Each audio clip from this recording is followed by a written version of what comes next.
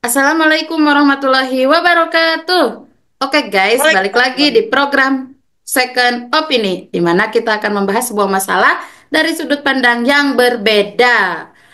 Nah, bintang tamu kita kali ini adalah seorang guru di sekolah dasar. Oleh karena itu, bahan diskusi kita adalah masalah-masalah dalam pembelajaran. Nah, pada video kali ini kita akan berbincang apa saja sih yang biasanya menjadi permasalahan ketika di sekolah. Buat ibu-ibu muda, wajib pantengin channel ini. Oke, sekarang kita sambut dulu bintang tamu kita. Please welcome Bu Ai Sutiani. Halo, Assalamualaikum warahmatullahi wabarakatuh. Perkenalkan, Waalaikumsalam saya warahmatullahi Ainsu wabarakatuh. Tiani, guru sekolah dasar di SDN Sukahurip. Kali ini, saya bersama Bu Pipit akan berbincang sedikit mengenai masalah-masalah yang terjadi di sekolah ya tentunya. Baik, saya Ya, kembalikan lagi betul ke... sekali. Nah, beliau ini merupakan salah satu guru terbaik di sekolahnya. Halo Bu Guru, selamat malam. Halo Bu Pipit, selamat malam. Oh ya, mau Nah, nanya dulu, bagaimana sih kabarnya kabar bagaimana dunia nih? pendidikan hari ini? Oke. Dunia pendidikan kali ini, insya Allah, mudah-mudahan baik-baik saja dan dalam kondisi yang semakin lebih baik lagi ke depannya. Baik, Bu Amin. Pipit sendiri Ya, bagaimana kabarnya nih di sana? Dunia pendidikan di sana bagaimana? alhamdulillah sejauh ini masih baik-baik saja, tapi sepertinya memang ada sedikit masalah-masalah yang ya dihadapi oleh para guru lah ya, seperti itu. Nah, kalau kita perhatikan ya, akhir-akhir ini tuh kan banyak banget gitu loh anak-anak atau siswa yang apa ya, yang kesulitan dalam belajar baik di sekolah maupun di rumah. Nah, sehingga output dari pendidikan kita itu kadang dianggap kurang berhasil dalam pendidikan. Nah, bagaimana sih pendapat Bu Guru nih, Bu Ai, cara menanggulangi hal tersebut gitu? Nah, coba gimana? Baik, tapi sih untuk secara detailnya atau secara menyeluruhnya mungkin cara penanggulangan, tidak langsung penanggulangan lah. Cara yang baik untuk belajar itu mungkin kita harus bisa mengkondisikan diri dulu. Gurunya dulu yang harus bisa dikondisikan. Nah, ketika kita sudah mengkondisikan diri sendiri, kita sudah siap untuk mengajar, dan kita siap untuk memberikan pelajaran terhadap siswa kita, baru kita akan mengkondisikan siswa kita dan kelas. Nah, seperti itu. Kita tidak bisa semata-mata datang hanya untuk mengajar tanpa tujuan pembelajaran yang jelas, ya kan? Otomatis Betul, kita harus betul. menyusun sebelumnya, ya tentunya perangkat pembelajaran harus siap, gitu kan? Bahan ajar, perangkat Iya. pembelajaran. Terus yang akan kita pelajari saat itu apa yang akan kita pelajari kita harus disiapkan. Jadi tidak semata-mata kita mengajar, datang ke sekolah mengajar tanpa ada tujuan yang jelas seperti itu. Oh gitu ya, siap, bagus lah. Berarti sebelum, jadi kalau misalnya kesiapan siswa belajar itu dilihat dari kesiapan gurunya terlebih dahulu, mungkin seperti itu ya maksudnya, Bu Ai. Ya, Nah, seperti kemudian itu kan betul betul. betul. Nah, terus selain itu nih ya, sekarang itu kan masalah-masalah pendidikan itu bukan hanya tentang kesiapan siswa belajar nih, misalnya siswanya di sekolah ngantuk atau gimana, tapi kan itu berpengaruh juga ke prestasi belajar siswa yang jadi rendah, atau mungkin juga kurang motivasi gitu dari rumahnya gitu, karena kan ada yang siswa itu datang ke sekolah untuk apa ya, istilahnya teh menggugurkan kewajiban gitu. Jadi kayak yang Mengerjakan penting gue wajib. sekolah lah dapat uang jajan kayak gitu kan ada yang kayak gitu gitu. Bener, niat dulu lah yang penting mah ya, gitu dari Nah rumah. iya berarti itu berarti harus ditekankan juga ya kepada peserta didik bahwa ya niatkan dalam hati untuk belajar gitu ya kan. Iya, Oke, sebetulnya support system yang terbaik dari rumah itu adalah orang tua. Orang tua harus sebisa mungkin mengajak anaknya. Kalau bisa mah tidak bisa. Kalau yang namanya mood atau minat itu kan tidak bisa kita langsung lihat sekarang dia harus tidak bisa sekolah. kita kontrol Kadang gitu mood ya. anak tuh berubah-ubah, apalagi sekolah dasar di kelas satu ya, kelas satu kelas rendah, berbeda dengan kelas tinggi yang mungkin bisa disuruh langsung pergi, beda dengan kelas satu 2 3 yang masih rentan, masih peralihan dari masa TK ke SD. Ketika anak disuruh sekolah otomatis selalu pagi itu mungkin moodnya belum stabil, sehingga dorongan dari orang tua itu sangat memotivasi supaya anaknya mau berangkat sekolah. Otomatis harus ada iming-iming dulu mungkin Bu Pipit. Nah, nih Iya, kasih dulu uang jajan betul. yang pertama gitu ya. Kalau sistem Ya, seruduk saja itu mungkin tidak bisa. tidak Otomatis bisa. kita harus mengajak anak dulu diiming-imingi dulu. So kamu belajar yang rajin, nanti bunda kasih uang jajan. Tapi memang seperti itu tidak baik juga ya. Mungkin kalau Iya. menurut Bu Pipit bagaimana yang terbaik seperti itu? Saya kembalikan lagi nih ke Bu Ah, Pipit. ya, kalau ini mah kalau saya yang ditanya ya hadirin. Tapi sebetulnya ya itu mungkin kalau dilihat juga ya dari masa usia anak-anaknya gitu, Boy.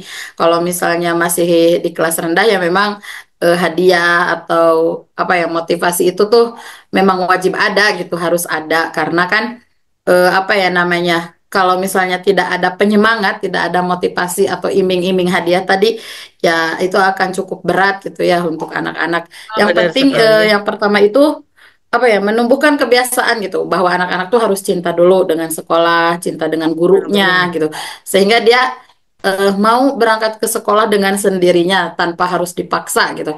Dan itu tuh pasti harus bukan jadi gurunya itu harus punya strategi gimana sih caranya biar dia menjadi menyenangkan sehingga anak itu termotivasi untuk berangkat ke sekolah gitu. Nah, selain itu selain tadi permasalahan dalam belajar ya, Bu Ai.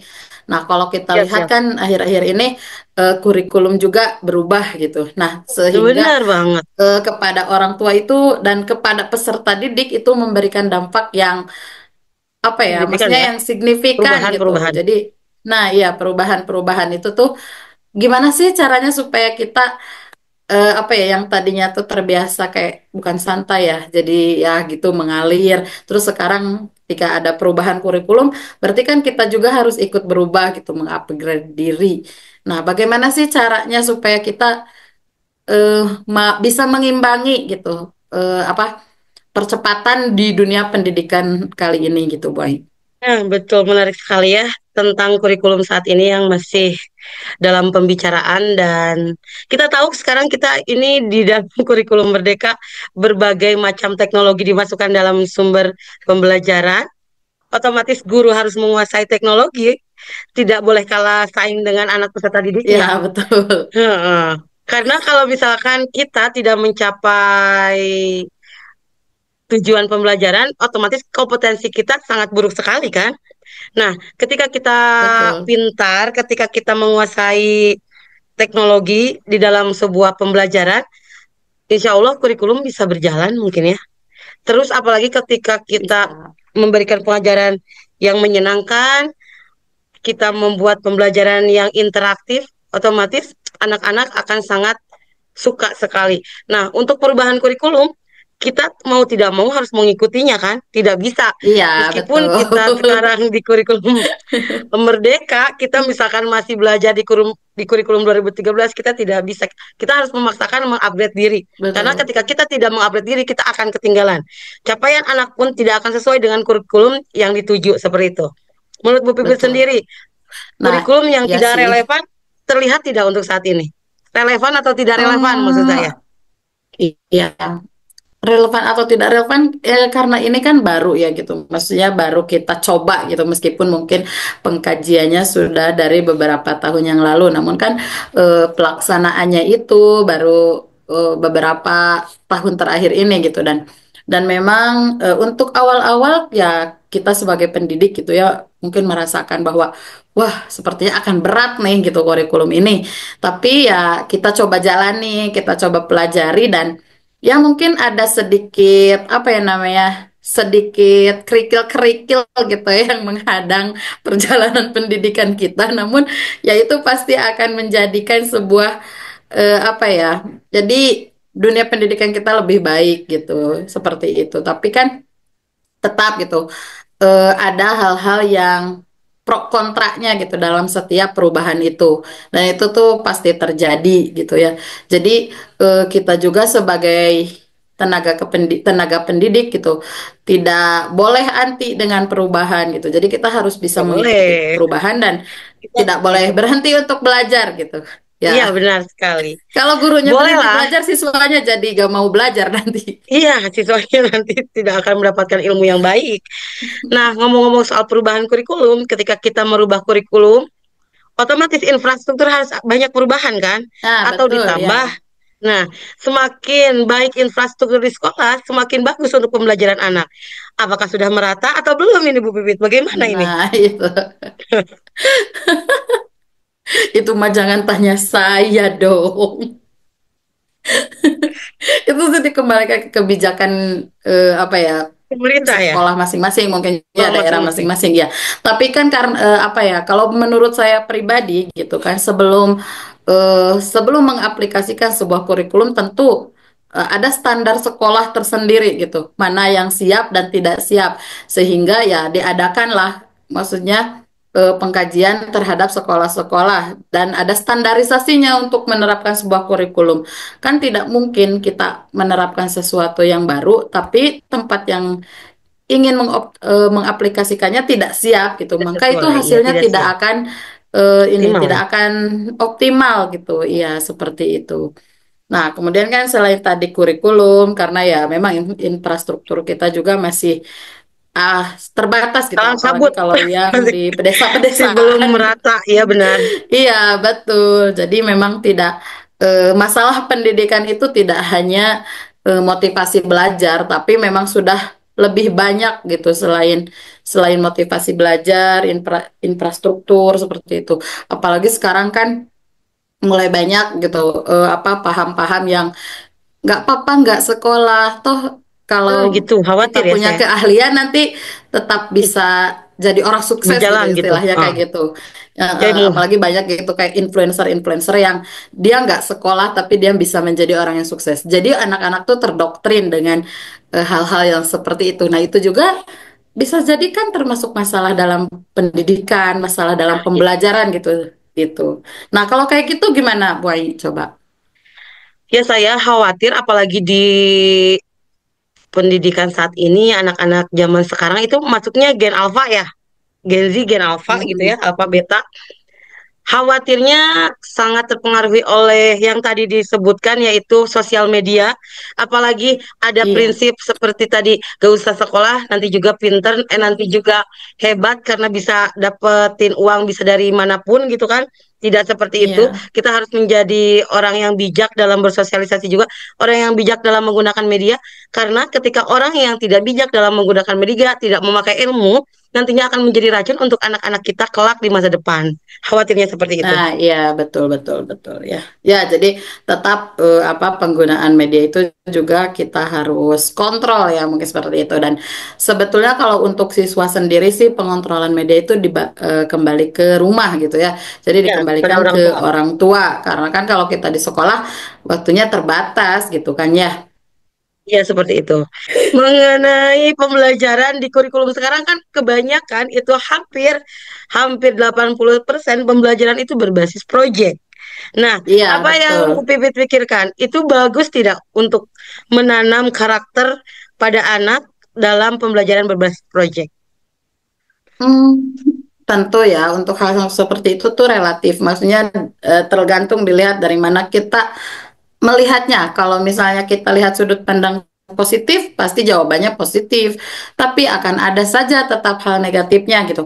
Namun untuk hal-hal yang untuk pembelajaran seperti itu, kalau menurut saya pribadi ya lebih ke arah positif karena kan kalau anak-anak sekolah dasar itu cenderung dia nggak bisa diam dan belum bisa berpikir realistis, apa namanya, harus yang benar-benar ada gitu, jadi belum bisa ngebayangin gitu berhalusinasi atau kayak oh ketika kita menyebutkan bangun ruang gitu kan, mereka tuh tidak akan langsung pikirannya tuh oh bangun ruang itu seperti ini, oh ya seperti itu. Iya. Tentu Tidak kita harus boleh membawa dulu abstrak hal-hal ya, yang harus nyatanya ya, jadi kontekstual. tidak bisa, harus kontekstual betul. Jadi kita bisa langsung apa ya, maksudnya mengenalkan, kita harus bawa dulu misalnya contoh bentuk bangun ruangnya tuh apa gitu. Nah, jadi kita bisa mengenalkan dengan benda yang nyata. Nah, jadi untuk membuat proyek itu sangat bagus menurut saya karena anak bisa mendapatkan pengalaman belajar secara langsung tanpa dia bukan tanpa ya, maksudnya kayak oh bukan hanya angan-angan gitu atau bukan hanya bayangan saja gitu. Seperti itu. Nah, kalau Baik. menurut Boy sendiri gimana? Bagus gak kalau kayak gitu? Sebetulnya kalau untuk di kelas tinggi bagus sih karena mereka akan sangat berpikir kritis, kreatif, dan berkolaborasi dengan temannya tidak secara mandiri kan untuk pembelajaran berbasis proyek. Betul. Tapi untuk di kelas satu 2 itu jika kita melaksanakan berbasis proyek, otomatis emak bapaknya yang ikut berbasis proyek. Iya, Jadi saya suka betul. bingung kenapa Mm-mm. jadi emak bapaknya yang ikut andil. Tetapi tidak Nah, apa-apa, itu iya. mungkin kolaborasi kami ya, guru dan orang tua menjadi pendorong anak-anaknya supaya lebih berkreasi bersama-sama, mungkin lebih ke arah sana. Kedekatan Mm-mm. anak dan orang tua mungkin nantinya untuk edukasinya gitu kan. Seperti itu Bu Pipit kalau menurut saya. Terus kalau yang Mm-mm. saya pikirkan, ketika kita melaksanakan pembelajaran berbasis proyek, otomatis kita akan mengeluarkan dana yang lumayan begitu cukup besar. Betul, iya. Gimana nih kalau menurut Bu Nah, Pipit iya dana sih. seperti itu? Apakah orang tua setuju? Kalau itu ya kembali ke kondisi masing-masing ya, pasti akan ada yang setuju dan ada yang tidak gitu. Tapi sih sejauh ini kalau misalnya guru, nah dilihat juga tadi dari gurunya. Kalau gurunya pintar dan mengerti gitu ya bahwa proyek itu tidak harus menggunakan hal-hal yang istilahnya mengeluarkan dana yang berlebih gitu. Ketika kita bisa mengelola yang ada dengan baik, nah itu akan lebih bagus gitu. Jadi orang tua juga tidak harus selalu berkeberatan dengan mengeluarkan dana-dana gitu seperti itu, baik. Oke, siap. Otomatis ya kepala sekolah harus ikut andil juga Mm-mm, dalam mendorong betul, kegiatan proyek ini. Otomatis mungkin betul. ada sebagian dana yang bisa dikeluarkan dari sekolah untuk support system ya kepada kita sebagai guru, peserta didik biar tidak terlalu berat ketika melaksanakan proyek ini. Nah, Bu Betul. Pipit, senang sekali ya bisa berbincang nih, happy banget. Iya, ini kita seru sekali ngobrol malam ini. Wah, ayo ibu-ibu, gimana deh pendapatnya?